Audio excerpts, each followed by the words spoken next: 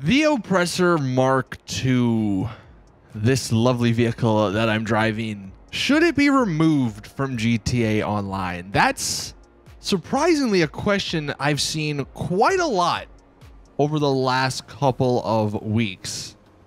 Although this isn't anything new. Ever since this vehicle has come out, that question's been around. Should Rockstar remove this? Rockstar, please remove this. Rockstar, no one likes this thing. Rockstar, this thing's overpowered, blah, blah, blah. I'm sure you've seen it as well. And in this video, I want to talk about that because let's be honest, we're waiting for the next DLC. Hopefully that's soon, but we don't really know what's coming in that next DLC. And I think that's where a lot of people are sort of talking about this, or that's the reason why a lot of people are talking about this. We don't have anything to talk about regarding that next DLC, so people have brought up this topic again. Now, as always with these discussion videos, let me know your thoughts in the comment section below. And, you know, if you want to like the video, maybe to get more people aware of this and what I want to talk about, then you can totally do so. But should they remove it from the game, I'm going to go ahead and say no. And I'm going to explain why I think that is. So the Oppressor Mk2 is hands down the most annoying vehicle in the game.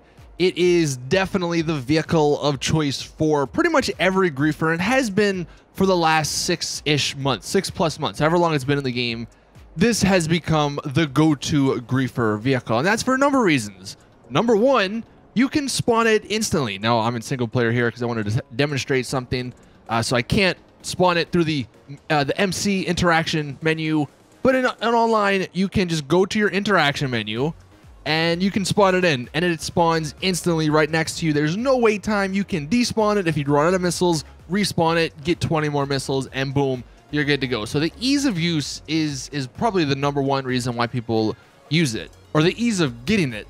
But the ease of use is also probably the second reason. This thing is so damn easy to use. I mean, it's got so many pros as far as just using it. Like, you can run into a wall, you don't even fall off. So that's, you know, if you're bad at flying, which is kind of hard on this bike, you're not gonna ever fall off. It's got the missiles that locks on to people, and they basically don't miss. Like, they are insanely good. They'll do 360s to hit people or hit vehicles that you're locking on to. Also, the fact that it flies. I mean, you can fly, you're going 130 miles an hour, which isn't like super fast, but it's still pretty damn fast considering you're flying over all the annoying obstacles. So you can get from point A to point B so quick. You don't have to, like, if you're down in the city, you don't have to worry about turning and worrying about the traffic. You fly above them. You're good to go. So that's another reason why I think a lot of people use this vehicle. And then probably the third or fourth reason, whatever we're on, is that it has the chafe or the flares.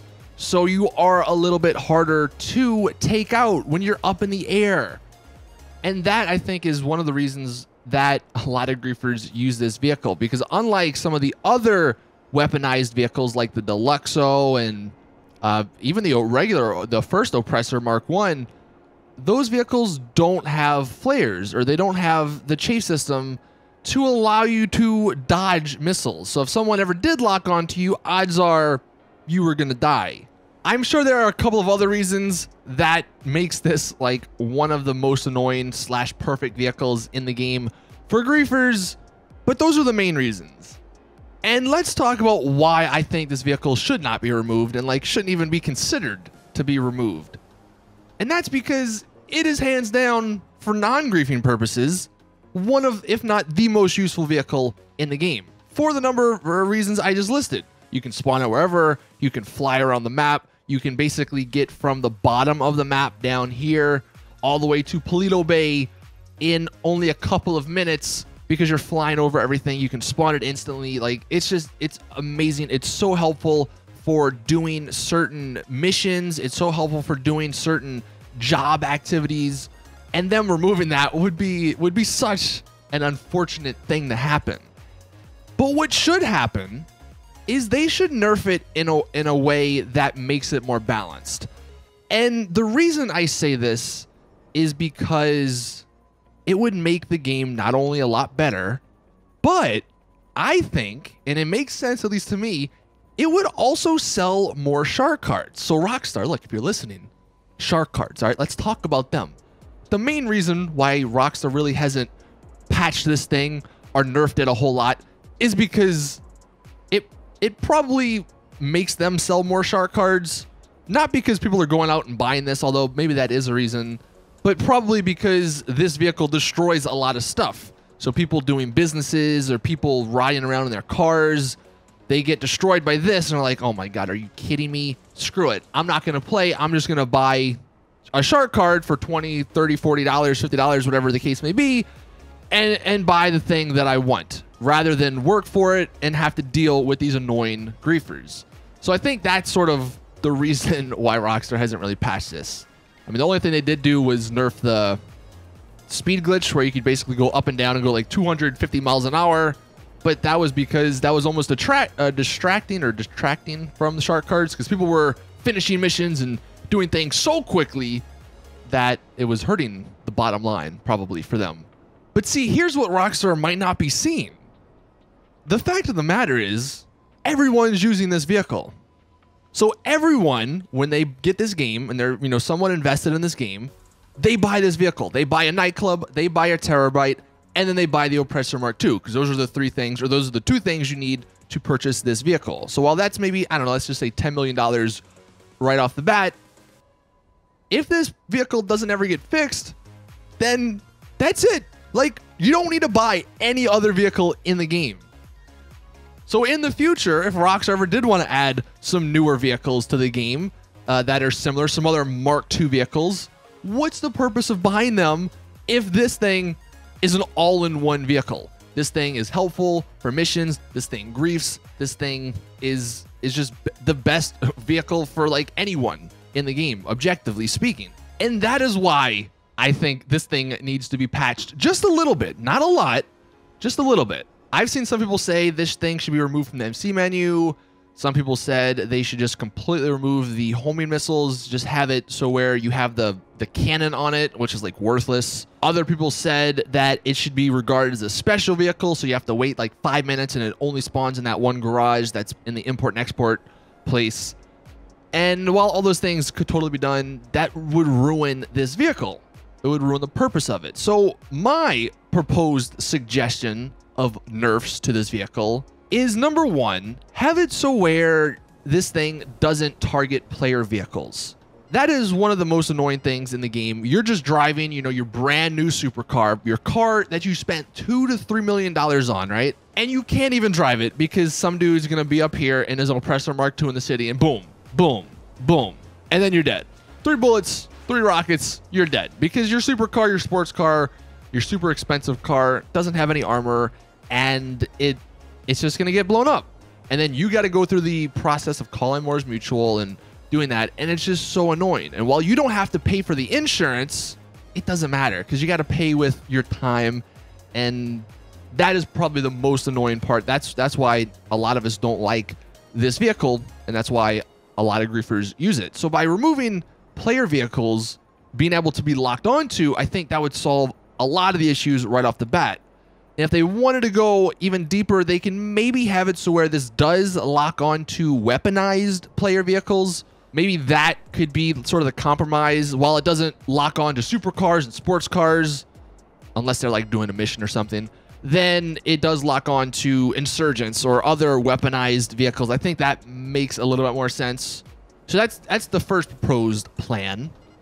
The second thing that they could do, and that they should do, is change the shooting, the rocket delay, from basically instant to like the Buzzard. So I'm going to explain here in a second.